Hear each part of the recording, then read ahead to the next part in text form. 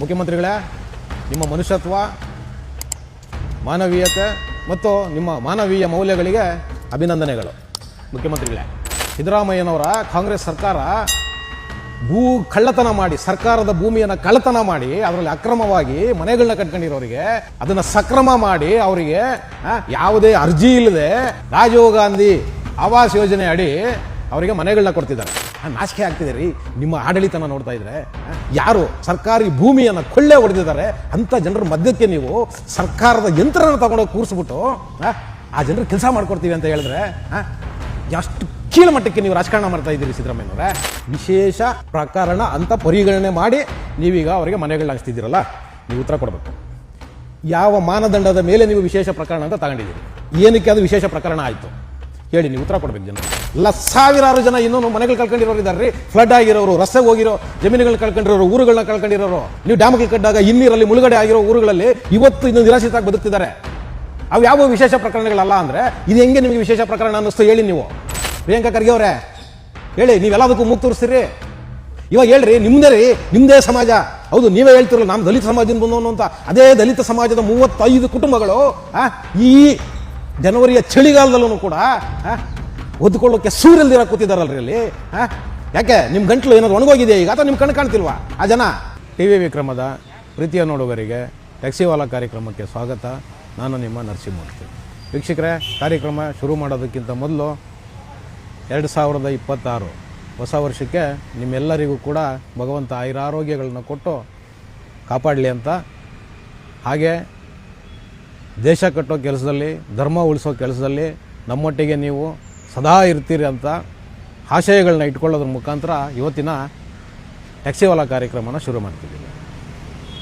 ಮುಖ್ಯಮಂತ್ರಿಗಳೇ, ನಿಮ್ಮ ಮನುಷ್ಯತ್ವ, ಮಾನವೀಯತೆ ಮತ್ತು ನಿಮ್ಮ ಮಾನವೀಯ ಮೌಲ್ಯಗಳಿಗೆ ಅಭಿನಂದನೆಗಳು. ಮುಖ್ಯಮಂತ್ರಿಗಳೇ, ವೀಕ್ಷಕರೇ, ನಾನು ಏನಕ್ಕೆ ಮುಖ್ಯಮಂತ್ರಿಗಳಿಗೆ ಅಭಿನಂದನೆಗಳು ಅಂತೇಳಿ ವ್ಯಂಗ್ಯ ಮಾಡ್ತಿದ್ದೀನಿ ಇದನ್ನು? ಹೌದು, ವ್ಯಂಗ್ಯವಾಗಿ ಹೇಳ್ತಿದ್ದೀನಿ. ಅಂದರೆ ಗಾಂಧಿ ಕುಟುಂಬದ ಎಡ ಮತ್ತು ಬಲ, ಈ ಎರಡು ಕೈಗಳಿದೆಯಲ್ಲ, ಈ ಎರಡು ಎಡ ಮತ್ತು ಬಲ ಕೈಗಳನ್ನ ಮೆಚ್ಚಿಸೋದಕ್ಕೋಸ್ಕರ ಕರ್ನಾಟಕದಲ್ಲಿ ಸಿದ್ದರಾಮಯ್ಯನವರ ಕಾಂಗ್ರೆಸ್ ಸರ್ಕಾರ ಕಳ್ಳತನ ಮಾಡಿ, ಸರ್ಕಾರದ ಭೂಮಿಯನ್ನು ಕಳ್ಳತನ ಮಾಡಿ ಅದರಲ್ಲಿ ಅಕ್ರಮವಾಗಿ ಮನೆಗಳನ್ನ ಕಟ್ಕೊಂಡಿರೋರಿಗೆ ನಾಳೆ ಅದನ್ನು ಸಕ್ರಮ ಮಾಡಿ ಅವರಿಗೆ ಯಾವುದೇ ಅರ್ಜಿ ಇಲ್ಲದೆ ರಾಜೀವ್ ಗಾಂಧಿ ಆವಾಸ್ ಯೋಜನೆ ಅಡಿ ಅವರಿಗೆ ಮನೆಗಳನ್ನ ಕೊಡ್ತಿದ್ದಾರೆ. ಆ ಕಾರಣಕ್ಕೋಸ್ಕರ ಮುಖ್ಯಮಂತ್ರಿಗಳ ಒನ್ ಸೈಡ್ ಮಾನವತಾವಾದಕ್ಕೆ ಸಲ್ಯೂಟ್. ಮುಖ್ಯಮಂತ್ರಿಗಳೇ, ಇವತ್ತು ನೀವು ಏನು ಮಾಡಕೊಟ್ಟಿದ್ದೀರಲ್ವ, ಈ ಕ್ರಮ ನಮಗೆ ಗೊತ್ತಿದೆ.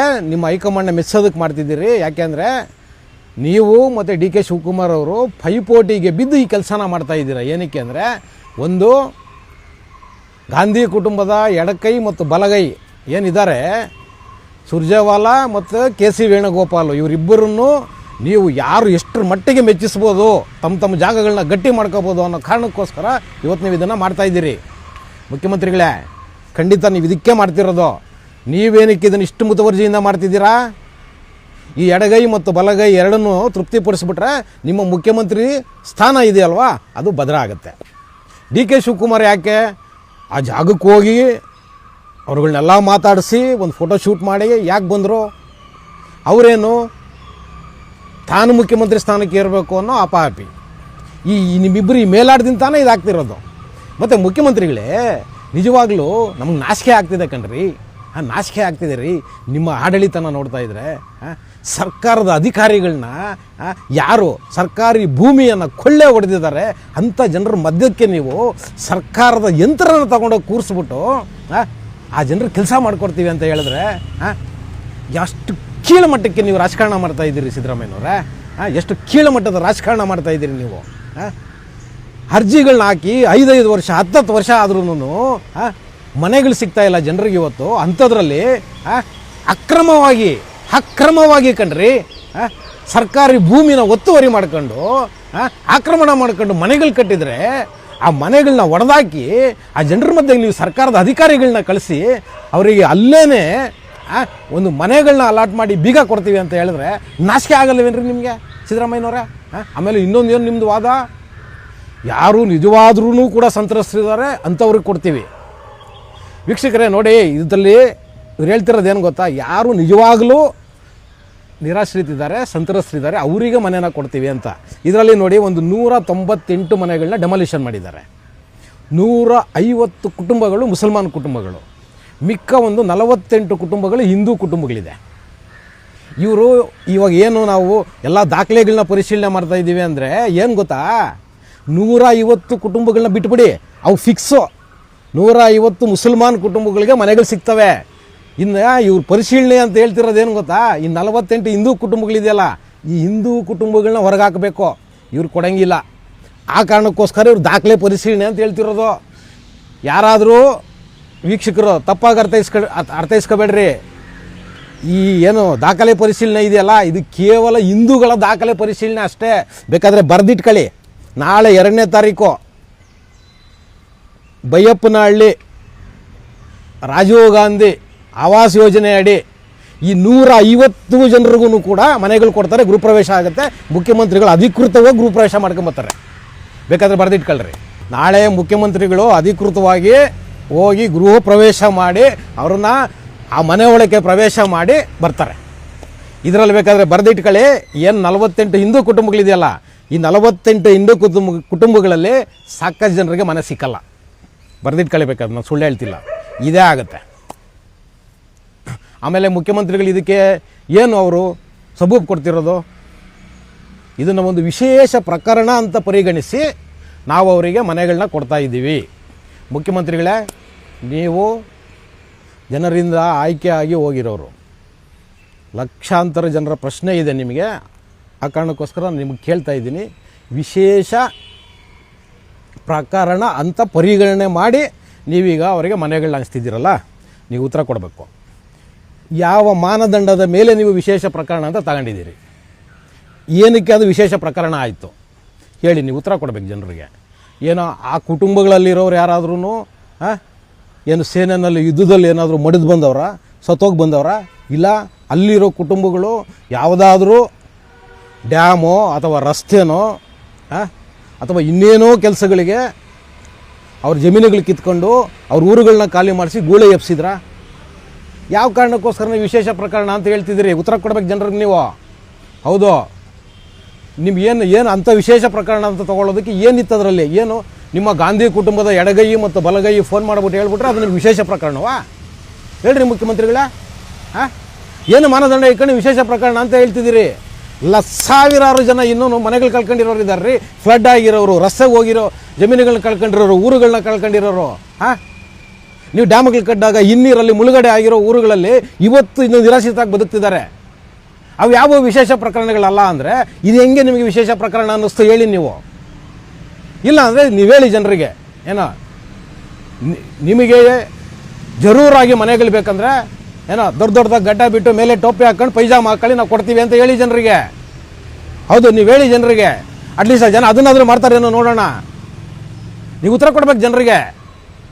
ನೀವು ಸುಮ್ಮನೆ ವಿಶೇಷ ಪ್ರಕರಣ ಅಂತ ಹೇಳ್ಬಿಟ್ಟು ನೀವು ಕಣ್ಕೊಂಡವ್ರಿಗೆಲ್ಲ ಮನೆಗಳು ಕೊಡೋಕ್ಕಾಗಲ್ಲ. ಇಲ್ಲಿ 10-20 ವರ್ಷಗಳಿಂದ ಅಪ್ಲಿಕೇಶನ್ ಹಾಕೊಂಡು ಕಾಯ್ತಿದ್ದಾರೆ ನಿರಾಶ್ರಿತರು, ನಮಗೆ ಮನೆ ಸಿಕ್ಕುತ್ತೆ ರಾಜೀವ್ ಗಾಂಧಿ ಆವಾಸ್ ಯೋಜನೆಯಲ್ಲಿ ಅಂತ. ಸಿಕ್ಕಿಲ್ಲ ಅವರುಗಳಿಗೆ. ನೀವು ಇವ್ರನ್ನ ಹೆಂಗೆ ನೀವು ವಿಶೇಷ ಪ್ರಕರಣ ಅಂತ ನೀವು ಪರಿಗಣಿಸ್ತಿದ್ರೆ ನೀವು ಹೇಳ್ಬೇಕು ಸರ್ಕಾರದವರು. ಆಮೇಲೆ ನಮ್ಮ ಕಂದಾಯ ಮಂತ್ರಿಗಳು ಕೃಷ್ಣ ಬೈರೇಗೌಡ ಅವರೇ, ನಿಮ್ಮದೇ ಕ್ಷೇತ್ರ ಅದಲ್ಲಿ ಆಗಿರೋದಿದು, ನೀವು ಹೇಳಿ.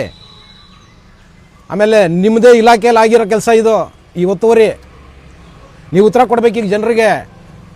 ಯಾಕೆಂದರೆ ನೀವೇ ಹೇಳಿದಿರಿ, ಸರ್ಕಾರದವರೇ ಅಲ್ಲಿ ಕೆಲವರು ದುಡ್ಡು ಈಸ್ಕೊಂಡು ಅಲಾಟ್ ಮಾಡಿಕೊಟ್ಟಿದ್ದಾರೆ, ಅಗ್ರಿಮೆಂಟ್ಗಳು ಮಾಡಿದ್ದಾರೆ ಅಂತ ಹೇಳಿ ಯಾರೋ ವಾಸಿಮ್ ಅಂತ ಹೇಳ್ಬಿಟ್ಟು ಒಬ್ಬನ ಹೆಸರನ್ನು ಕೂಡ ನೀವು ಹೇಳಿದಿರಿ. ಆ ವಾಸಿಮನ್ನು ನೀವು ಏನು ಮಾಡಿದ್ದೀರಾ? ಅರೆಸ್ಟ್ ಮಾಡಿದ್ದೀರಾ? ಅವ್ರ ಮೇಲೆ ಏನೋ ಕ್ರಮ ತಗೊಂಡಿದ್ದೀರಾ? ಉತ್ತರ ಕೊಡಿ ಜನರಿಗೆ. ಆಮೇಲೆ ಈ ಏನು 50-50 ಸಾವಿರ ಒಬ್ಬರ ಹತ್ರ ತಗೊಂಡು ಸೈಟ್ಗಳನ್ನ ಅಲಾಟ್ ಮಾಡಿದ್ದಾರೆ ಅಂತ ಹೇಳಿದ್ರಲ್ವಾ, ಯಾರಪ್ಪನ ಆಸ್ತಿ ಅಂತ ಅಲಾಟ್ ಮಾಡಿದ್ರು? ಯಾರಪ್ಪನ ಆಸ್ತಿ ಅಂತ ಅಲಾಟ್ ಮಾಡಿದ್ರೆ 50-50 ಸಾವಿರ ದುಡ್ಡು ಇಸ್ಕೊಂಡು? ಯಾವೊಂದು ದುಡ್ಡು ಇಸ್ಕೊಂಡು 50 ಸಾವಿರ? ಮಂತ್ರಿಗಳೇ ಉತ್ತರ ಕೊಡಬೇಕು. ನಿಮ್ದೇನಾದರೂ ಪಾಲುಗಾರಿಕೆ ಇದೆಯಾ ಅದರಲ್ಲಿ ಅಂತ ಹೇಳಬೇಕು ನೀವು. ನೀವು ಇಲ್ಲಿವರೆಗೂ ಏನು ಕ್ರಮ ತೊಗೊಂಡಿದ್ದೀರಿ? 8-9 ದಿವಸ ಆಗ್ತಿದೆ ಇವತ್ತಿಗೆ ಈ ಪ್ರಕರಣ ಒಳಗಡೆ ಬಂದು. ಅವ್ರನ್ನ ಬಂಧಿಸಿದ್ದೀರಾ? ಅವ್ರ ವಿಚಾರಣೆ ಮಾಡಿದ್ದೀರಾ? ನೀವು ಉತ್ತರ ಕೊಡ್ಬೇಕು ಜನರಿಗೆ. ಹೌದು, ಉತ್ತರ ಕೊಡ್ಬೇಕು ನೀವು. ಆಮೇಲೆ ಇವಾಗಷ್ಟೇ ಬರ್ತಾ ಇರೋದು KJ ಹಳ್ಳಿ ಮತ್ತು DJ ಹಳ್ಳಿನಲ್ಲಿ 35 ದಲಿತ ಕುಟುಂಬಗಳು, ಎಷ್ಟು 35 ದಲಿತ ಕುಟುಂಬಗಳ ಮನೆಗಳನ್ನ ಒಡೆದಾಕಿದ್ದಾರೆ. 35 ಕುಟುಂಬಗಳು ಕೂಡ ದಲಿತ ಕುಟುಂಬಗಳೇ. ಅವ್ರು ಯಾರೂ ಕೂಡ ಸರ್ಕಾರಿ ಜಾಗನ ಎನ್ಕ್ರೋಚ್ಮೆಂಟ್ ಮಾಡಿಲ್ಲ. ಅವ್ರ ಹತ್ರ ಹಕ್ಕುಪತ್ರಗಳಿದೆ, ಸರ್ಕಾರ ಕೊಟ್ಟಿರೋದು. BBMP ಅವ್ರು ಸಾಲ ಕೊಟ್ಟಿದ್ದಾರೆ ಮನೆಗಳು ಕಟ್ಕೊಳ್ಳೋಕ್ಕೆ, ಮತ್ತು ಅವರೆಲ್ಲನೂ ಕೂಡ ಟ್ಯಾಕ್ಸ್ ಕಟ್ಟಿದ್ದಾರೆ. ಇಷ್ಟೆಲ್ಲ ದಾಖಲೆಗಳಿದ್ದ ಮೇಲೂ ಕೂಡ 35 ದಲಿತ ಕುಟುಂಬಗಳ ಮನೆಗಳನ್ನ ಒಡೆದಾಕಿದ್ದಾರೆ KJ ಹಳ್ಳಿ DJ ಹಳ್ಳಿನಲ್ಲಿ. ಎಲ್ಲೋದ್ರಿ ಪ್ರಿಯಾಂಕಾ ಖರ್ಗೆ ಅವರೇ? ನಾವು ಇರೋದೇ ದಲಿತರ ಉದ್ಧಾರಕ್ಕೆ ಅಂತ ಹೇಳಿ ಬಾಯಿ ಬಡ್ಕಂತೀರಲ್ಲ, ಎಲ್ಲಿದ್ದೀರಿ? ಉತ್ತರ ಕೊಡಿ ಪ್ರಿಯಾಂಕಾ ಖರ್ಗೆ ಅವರೇ. ದಲಿತ ಬಾಂಧವರು 35 ಕುಟುಂಬಗಳು ಬೀದಿನಲ್ಲಿ ನಿಂತಿದೆ. ಆ ಜನರಿಗೆ ಯಾರೂ ಶೆಡ್ ಹಾಕ್ಕೊಟ್ಟಿಲ್ಲ, ಊಟ ಕೊಟ್ಟಿಲ್ಲ. ಆ ಜನ ಇವತ್ತೂ ಕೂಡ ಈ ಚಳಿನಲ್ಲಿ ಕೂಡ ಸಣ್ಣ ಮಕ್ಕಳನ್ನ ಇಟ್ಕೊಂಡು ವಯಸ್ಸಾಗಿರೋ ಹೆಣ್ಮಕ್ಳಿದ್ದಾರೆ, ಅವ್ರ ಮನೆಗಳಲ್ಲೂ ಕೂಡ ಗರ್ಭಿಣಿ ಹೆಣ್ಮಕ್ಳಲ್ಲೂ ಇದ್ದಾರೆ. ಎಲ್ಲೋಯ್ತು ನಿಮ್ಮ ಮಾನವೀಯತೆ? ಯಾಕೆ ಅವ್ರಿಗಿನ್ನೂ ನೀವು ಮನೆ ಕಟ್ಸ್ಕೊಡೋಕ್ಕಾಗಿಲ್ಲ? ನೀವು ಹೇಳ್ತೀರ ದೊಡ್ಡದಾಗಿ ನಾವು ಇರೋದೇ ದಲಿತರ ಉದ್ಧಾರಕ್ಕೋಸ್ಕರ ಅಂತೇಳಿ ಆ ಜನರ ಹೆಸರು ಹೇಳ್ಕೊಂಡು ಓಟ್ ಹಾಕಿಸ್ಕೊಂಡು ಬಂದಿದ್ದೀರಲ್ಲ. ಬೌದ್ಧ ಧರ್ಮಕ್ಕೆ ಮತಾಂತರ ಆದ ಮೇಲೂ ಕೂಡ ನಾನೊಬ್ಬ ದಲಿತ ಅಂತ ಹೇಳಿ ಸುಳ್ಳು ಹೇಳಿ ಸಂವಿಧಾನಕ್ಕೆ ಮೋಸ ಮಾಡಿ ಈ ದೇಶದ ಕಾನೂನಿಗೆ ಮಣ್ಣೇರಿಸಿ ನೀವು ನಾನು ಇನ್ನೂ ದಲಿತ ಅಂತ ಹೇಳಿ ಆ ಜನರಿಗೆ ತಲೆ ಕೆಡಿಸಿ ಪ್ರಿಯಾಂಕಾ ಖರ್ಗೆ ಅವರೇ ಆ ಜನರಿಗೆ ಸುಳ್ಳು ಹೇಳಿ ಓಟ್ ಹಾಕಿಸ್ಕೊಂಡು ಬರ್ತಿದ್ದೀರಲ್ಲ ಆ ದಲಿತ ಕುಟುಂಬಗಳಿಗೆ. ಯಾಕೆ ನ್ಯಾಯ ಬೇಡವ ಅವರಿಗೆ? ಹೇಳ್ರಿ ಪ್ರಿಯಾಂಕಾ ಖರ್ಗೆ ಅವರೇ, ಹೇಳಿ. ನೀವೆಲ್ಲದಕ್ಕೂ ಮೂಗು ತೋರಿಸ್ತೀರಿ. ಇವಾಗ ಹೇಳ್ರಿ, ನಿಮ್ಮದೇ ಸಮಾಜ. ಹೌದು, ನೀವೇ ಹೇಳ್ತಿರಲ್ಲ ನಾನು ದಲಿತ ಸಮಾಜದಿಂದ ಬಂದವನು ಅಂತ. ಅದೇ ದಲಿತ ಸಮಾಜದ 35 ಕುಟುಂಬಗಳು ಈ ಜನವರಿಯ ಚಳಿಗಾಲದಲ್ಲೂ ಕೂಡ ಒದ್ಕೊಳ್ಳೋಕೆ ಸೂರಿಲ್ದಿರ ಕೂತಿದ್ದಾರಲ್ರಿ ಅಲ್ಲಿ. ಯಾಕೆ ನಿಮ್ಮ ಗಂಟ್ಲು ಏನಾದ್ರು ಒಣಗೋಗಿದೆ ಈಗ, ಅಥವಾ ನಿಮ್ಮ ಕಣ್ಣು ಕಾಣ್ತಿಲ್ವಾ? ಆ ಜನ ಬರೀ ಓಟ್ ಹಾಕೋದಕ್ಕೆ ಮಾತ್ರ ಆ ಜನನ? ಹೇಳ್ರಿ ಮುಖ್ಯಮಂತ್ರಿಗಳೇ, ಉತ್ತರ ಕೊಡಿ. ನೀವು ದೊಡ್ಡ ಅಹಿಂದ ನಾಯಕರಲ್ವ ನೀವು? ಉತ್ತರ ಕೊಡ್ರಿ. ಯಾಕ್ರಿ ಆ ದಲಿತರ ಮೇಲೆ ನಿಮಗೆ ಮಾನವೀಯತೆ ಇಲ್ಲ, ಮನುಷ್ಯತ್ವ ಇಲ್ಲ? ಹೇಳಪ್ಪ ಮುಖ್ಯಮಂತ್ರಿಗಳೇ, ಹೇಳ್ರಿ. ಆ ದಲಿತರು ಕಾಣ್ತಾ ಇಲ್ವಾ?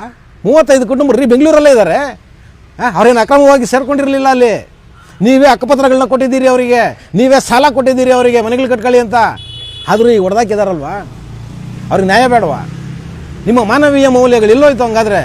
ಆ ಜನರಿಗೆ ಇಲ್ವಾ ನಿಮ್ಮ ಮಾನವೀಯತೆ? ನೀವು ಅಹಿಂದ ನಾಯಕರಲ್ವಾ? ಹೇಳ್ರಿ ಸಿದ್ದರಾಮಯ್ಯನವರೇ. ವೀಕ್ಷಕರೇ, ಖಂಡಿತ ಅಹಿಂದ ನಾಯಕರು ಸಿದ್ದರಾಮಯ್ಯನವರಲ್ಲ. ಯಾರಾದರೂ ಅಹಿಂದ ಅಂದರೆ ಅಲ್ಪಸಂಖ್ಯಾತರು, ಹಿಂದುಳಿದವರು, ದಲಿತರು ಅಂತ ಅಂದ್ಕೊಂಡ್ರೆ ನಿಮ್ಮಷ್ಟು ದಡ್ಡರು ಯಾರೂ ಇಲ್ಲ.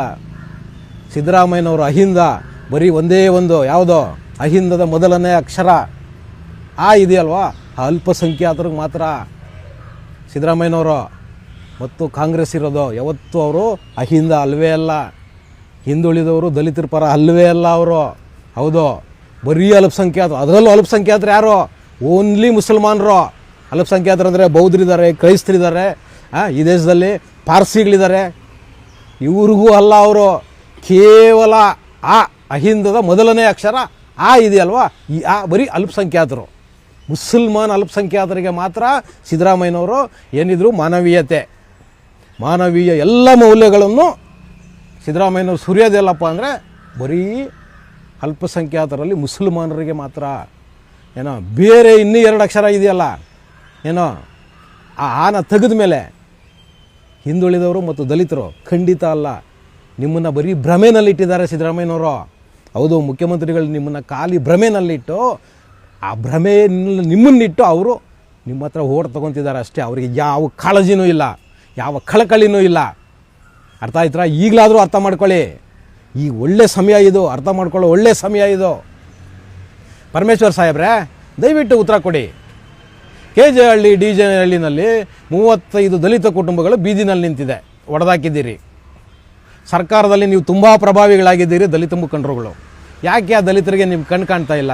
ಆ ದಲಿತರಿಗೆ ಯಾಕೆ ನೀವು ನ್ಯಾಯ ಕೊಡಿಸ್ಬೇಕು ಅಂತ ನಿಮ್ಗೆ ಇನ್ನೂ ಅನ್ನಿಸ್ತಿಲ್ಲ? ಹೇಳಿ ಪರಮೇಶ್ವರ್ ಅವರೇ. ನೀವೆಲ್ಲ ನಿಮ್ಮ ಟ್ರಂಪ್ ಕಾರ್ಡೇ ದಲಿತರು ಅನ್ನೋದು ಅಲ್ವಾ? ನೀವು ಆ ದಲಿತರ ಹೆಸರು ಹೇಳ್ಕೊಂಡು ನೀವು ಅಧಿಕಾರ ಹಿಡಿದಿದ್ದೀರಿ, ಇವತ್ತು ದೊಡ್ಡ ಮಟ್ಟದಲ್ಲಿ ಕೂತಿದ್ದೀರಾ ಅಂದರೆ ಆ ದಲಿತರ ಕಾರಣ ಅಲ್ವಾ? ಅವ್ರಿಗೆ ನ್ಯಾಯ ಕೊಡಿಸ್ಬೇಕಲ್ರಿ ನೀವು. ಸಮುದಾಯದ ಹೆಸರು ಹೇಳೋರು ನೀವು. ಸಮುದಾಯದ ಉದ್ಧಾರಕ್ಕೋಸ್ಕರನೇ ನೀವು ರಾಜಕೀಯ ಪಾರ್ಟಿಗಳಲ್ಲಿ ಸೇರ್ಕೊಂಡು ನೀವು ಮಂತ್ರಿಗಳಾಗಿರೋದಲ್ವಾ? ನೀವು ದಯವಿಟ್ಟು ನ್ಯಾಯ ಕೊಡಿಸಿ ಅವರಿಗೆ. ಮುಖ್ಯಮಂತ್ರಿಗಳೇ, ನೀವೇನು ಈಗ ಮನೆಗಳು ಹಂಚಕ್ಕೆ ಹೋಗಿದ್ದೀರಲ್ಲ, ಈ ಸರ್ಕಾರಿ ಭೂಗಳರಿಗೋಸ್ಕರ ಏನೋ ಅಕ್ರಮವಾಗಿ ಸೇರ್ಕೊಂಡಿದ್ದನ್ನು ಸಕ್ರಮ ಮಾಡಿ ಹಂಚಕೊಟ್ಟಿದ್ದೀರಲ್ಲ, ಯಾವುದೇ ಒಬ್ಬ ಹಿಂದೂ ಕುಟುಂಬಕ್ಕೆ ಇದರಲ್ಲಿ ಏನಾದರೂ ಅನ್ಯಾಯ ಆದರೆ ನಮ್ಮ ಎಲ್ಲ ಹಿಂದೂ ಸಮಾಜದಲ್ಲಿ ನನ್ನ ಒಂದು ಕಳಕಳಿಯ ಮನವಿ, ದಯವಿಟ್ಟು ಇದ್ರ ಬಗ್ಗೆ ದೊಡ್ಡ ಮಟ್ಟದಲ್ಲಿ ಹೋರಾಟಗಳು ಮಾಡಬೇಕು. ಮತ್ತು ವಿರೋಧ ಪಕ್ಷದವರಲ್ಲಿ ಒಂದು ಮನವಿ, ದಯಮಾಡಿ ಅಶೋಕ್ ಅವರೇ, ವಿಜಯೇಂದ್ರ ಅವರೇ, ದಯವಿಟ್ಟು ಇದನ್ನು ದೊಡ್ಡ ಮಟ್ಟದಲ್ಲಿ ಒಂದು ಹೋರಾಟನ ಮಾಡಿ, ಸಂಘಟನೆನ ಮಾಡಿ, ಅಲ್ಲಿ ಯಾರು 48 ಕುಟುಂಬಗಳು ಹಿಂದೂ ಕುಟುಂಬಗಳಿದೆ, ದಯವಿಟ್ಟು ನೀವು ಆ ಕುಟುಂಬಗಳ ಪರ ನಿಲ್ಲಿ. ಯಾಕೆಂದರೆ 150 ಕುಟುಂಬಗಳ ಪರ ಇವತ್ತು ಈ ದೇಶದ ದೊಡ್ಡ ರಾಜಕೀಯ ಪಕ್ಷ ಕಾಂಗ್ರೆಸ್ ಪಕ್ಷನೇ ನಿಂತಿದೆ. ಅವರು ಅನ್ಯಾಯವಾಗಿದ್ದರೂ ಕೂಡ ಅವ್ರಿಗೆ ನ್ಯಾಯ ಸಿಗುತ್ತೆ. ಆದರೆ ಅಲ್ಲೊಂದು 48-50 ಕುಟುಂಬಗಳು ಹಿಂದೂ ಕುಟುಂಬಗಳಿದೆ. ಸಾಧ್ಯವಾದರೆ ನೀವುಗಳು ಸ್ವಲ್ಪ ಹೋರಾಟ ಮಾಡಿ ಆ ಹಿಂದೂ ಕುಟುಂಬಗಳಿಗೆ ನ್ಯಾಯ ಕೊಡುವಂಥ ಕೆಲಸ ಮಾಡಿ. ಯಾಕೆಂದರೆ ನಿಮ್ಮದೇನು ಕಾಣ್ತಾನೇ ಇಲ್ಲ ಪರ್ಫಾರ್ಮೆನ್ಸು ವಿರೋಧ ಪಕ್ಷದವ್ರದ್ದು. ನೀವು ಯಾವುದನ್ನು ಕೂಡ ದೊಡ್ಡ ಮಟ್ಟದಲ್ಲಿ ಹೋರಾಟವಾಗಿ ರೂಪಿಸ್ತಾನೇ ಇಲ್ಲ. ನಿಮ್ಮದು ಏನೋ ಅಸಹ್ಯ, ನಿಮ್ಮ ಒಳಜಗಳಿಗೆ ಏನೋ ಇದ್ದರೂ ಸೈಡಿಗೆ ಬಿಟ್ಟು ದಯವಿಟ್ಟು ಇಂಥ ಘಟನೆಗಳಾದಾಗ ಒಂಚೂರು ಧ್ವನಿ ಎತ್ತಿ ಅಂತ ಹೇಳುವುದರ ಮುಖಾಂತರ ಇವತ್ತಿನ ಟ್ಯಾಕ್ಸಿ ವಾಲಾ ಕಾರ್ಯಕ್ರಮನ ಮುಗಿಸ್ತಾ ಇದ್ದೀನಿ. ಶೇರ್ ಮಾಡಿ, ಸಬ್ಸ್ಕ್ರೈಬ್ ಮಾಡಿ, ಲೈಕ್ ಮಾಡಿ, ಹೆಚ್ಚೆಚ್ಚು ಕಾಮೆಂಟ್ ಮಾಡೋದರ ಮುಖಾಂತರ